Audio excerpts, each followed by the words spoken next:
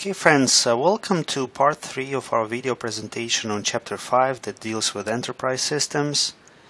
In this last final part of our video presentation, we'll talk about enterprise systems that are important but yet perhaps not as strategic as the ones that we discussed before, given the fact that they're not very common across all industries, or the impact of those enterprise systems is just not that strategic. First category, we're going to discuss the so-called office automation systems or office automation software applications, and that involves a number of specific applications such as applications that are used for word processing, sending emails, telephony, especially when it comes to voice over IP telephony, voicemail, desktop publishing, electronic calendars and scheduling systems, document imaging, and document preparation and sharing systems. So there are a number of specific vendors that offer specific solutions, specific applications within each of these subcategories. So we're going to just discuss some of them. Email, right? Well, actually, one thing that I would like to add here is that those applications, in a way, they're not enterprise applications. I mean, they're not enterprise systems. They're standalone software applications. However, they're often used at the enterprise level, meaning they're used across functions to ensure cross-functional collaboration, and also at different levels of the organization. So sometimes, those standalone software applications become true, enterprise-wide systems. Now, email. I won't tell you what email is because we all know what it is. We use it on a daily basis. Sometimes we use it too much. Now, the main advantage of email is that it's fast, it's cheap, it's synchronous, meaning that you don't have to catch somebody live in the office. You can just send an email and it will always be there. They're very good for sending notes or simple text messages. There are some variants of emails like bulletin boards, listservs, conferencing, especially when it comes to like kind of chat room-like conferencing, instant messaging, and blogs. So email is used, has been used for a couple of decades now. Emails, although very pervasive, it has several problems. First of all, because emails are so easy to send, especially emails are so easy to send to a large group of people, so that email is nowadays increasingly viewed as spam, to the point where a lot of people don't read emails, right? This seems to be especially true among the younger generation. I know from my own experience that students, are bombarded with so many email messages, they end up ignoring most of them. So nowadays everyone is saying if you want to reach students, then don't use email. They're not going to read your emails. Use other channels such as social media. And this gives you like this interesting observation that sometimes for organizations using social media to contact their customers or to contact their employees is not about effectiveness of the technology per se, because somebody can argue that, well, social media, they offer nothing beyond what emails offer when it comes to sending messages. However, that's where all people are. That's where people live. That's what they read. They read social media. They don't read emails as much anymore. Another problem with emails is that sometimes people find it easier to fight over emails. They say over emails offensive words that they would otherwise not use face-to-face. And sometimes, you really need to schedule a face-to-face meeting to resolve like all those subtle nuances that led to an email boxing match.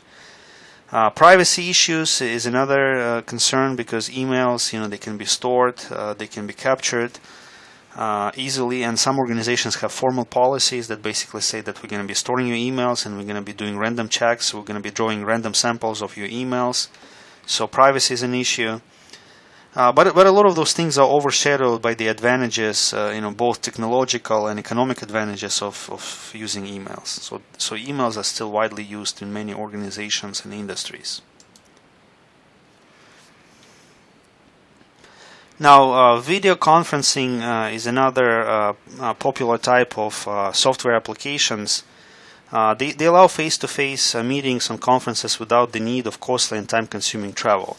Now, that's an interesting point. When video conferencing was gaining momentum, a lot of people were saying that people will stop traveling long distance. Instead, they would use video conferencing capabilities. Well, that doesn't seem to happen, because if you look at air travel statistics, it's on the rise across the globe. So it looks like video conferencing is not reducing the need for travel. Or perhaps maybe there are some other explanations. Maybe People are traveling for leisure more than they're traveling for business, and video conferencing does replace some of those capabilities. So it's hard to say. Now, another good thing about video conferencing is that it allows to use computer-generated reports and graphics like PowerPoints that can be integrated into video conferencing. Video conferencing can be used at the individual level, but also a number of organizations, including universities, are increasingly equipping video conferencing rooms where they have like premium sound systems, and they have the kind of capabilities where groups of people can participate in a video conferencing. Let's say a group of employees can interview a potential candidate. There are a number of vendors out there that offer a video conferencing solution, but I think Skype by far is the most popular brand nowadays when it comes to video conferencing. Then you have various Groupware applications. They ensure group collaboration, communication, and coordination. In fact, I would say that most information systems nowadays, they have this kind of social component or Groupware component. For example, even if we're talking about information system for project management, one example that comes to my mind is Atlassian.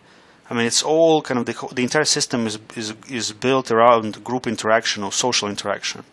So now, Groupware was very popular, up until 1990s, I would say, late 1990s. Everybody was talking about it because there were like a number of interesting applications for group decision making.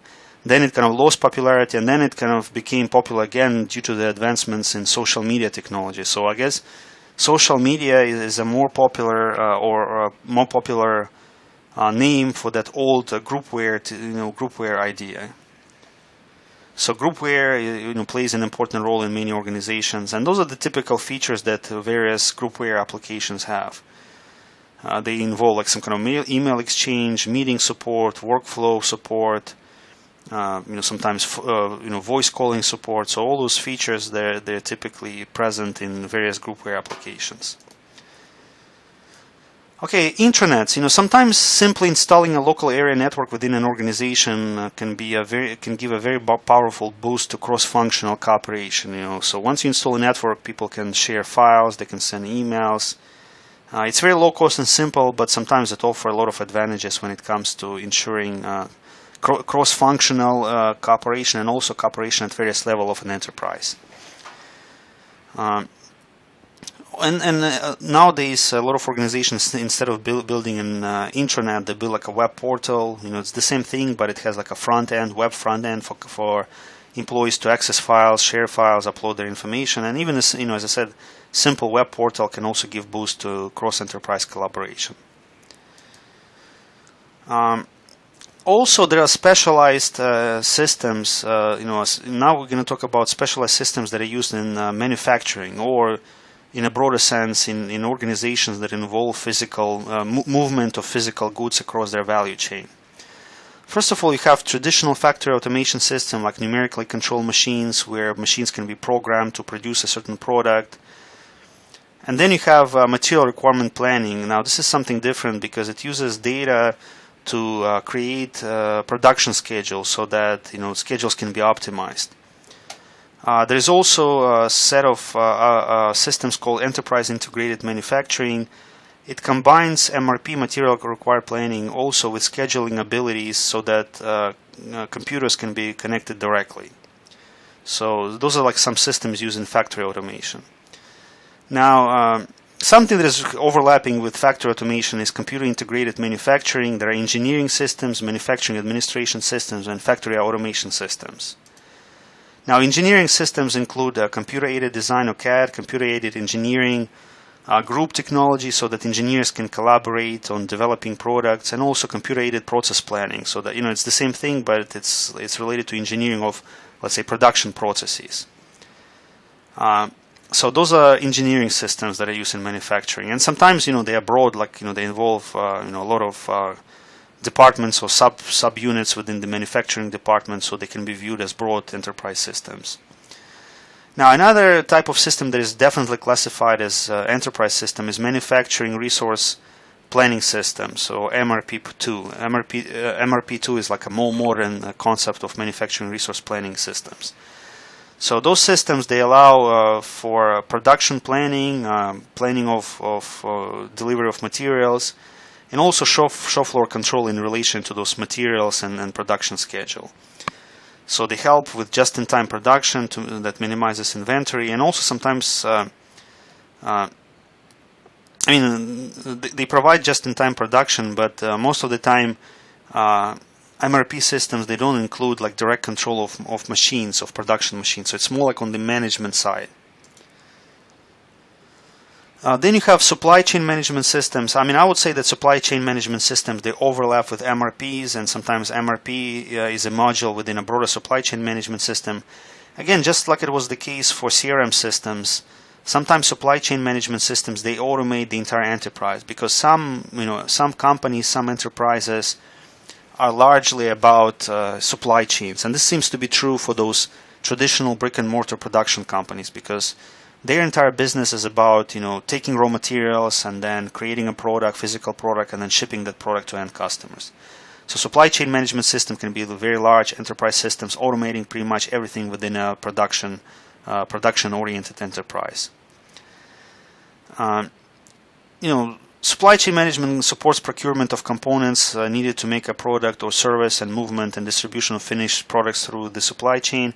I would make it broader. I would say that supply chain management systems, nowadays support pretty much anything related with the flow of materials from the materials acquisition phase to the final product stage.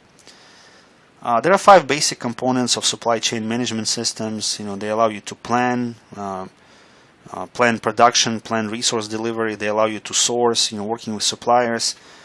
They allow you to meaning coordinate manufacturing of products. They allow you to manage delivery of products and also handle returns, when products are returned, let's say due to defects. Then there are factory operations or factory automation systems. For example, you have computer-aided manufacturing. It involves the use of computers to control manufacturing process. So, for example, you can create like a series of programs to control equipment on the shop floor. Also, that can include like guiding vehicles to move raw materials and finished products, and it can also rely on input from other systems. So that's another example of kind of enterprise-wide information system that seems to be kind of niche product for manufacturing organizations. There is something called MAP, Manufacturing Automation Protocol. It's a communication protocol to ensure that all components of a manufacturing system can cooperate. This communication protocol, was pioneered by General Motors, and again, the essence of this protocol is to make sure that all components of a manufacturing system can cooperate and talk to each other. Then there are the shop floor control systems. They provide online real-time control and monitoring of machines on the shop floor. It can help you analyze machine activity and take corrective measures if something is malfunctioning in the production line. Robotics is a very important component of a lot of those factory automation systems, because sometimes robots are guided by are operated by those manufacturing systems or factory automation systems. But sometimes robots, they have a degree of artificial intelligence or AI where they can make certain decisions in the field without relying on pre-programmed code or instructions. Robotics has a number of advantages. Robots are very good at performing repetitive tasks tirelessly, unlike humans who get tired, who need to have some kind of change of pace, change of activities. They are good when it comes to precision manufacturing, precision welding. And then they, in a way, of course, not completely, they put that human factor, human risk aside, because humans, unlike computers, they're very prone to mistakes. But again, even robots make mistakes, meaning there can be some kind of bug or some kind of unforeseen situation that messes up the entire production process. So I wouldn't say that they completely remove the human factor from the production process. Okay, friends, so that concludes our overview of some of the less common enterprise systems, and also this concludes our Chapter 5 video presentation. So thank you for listening.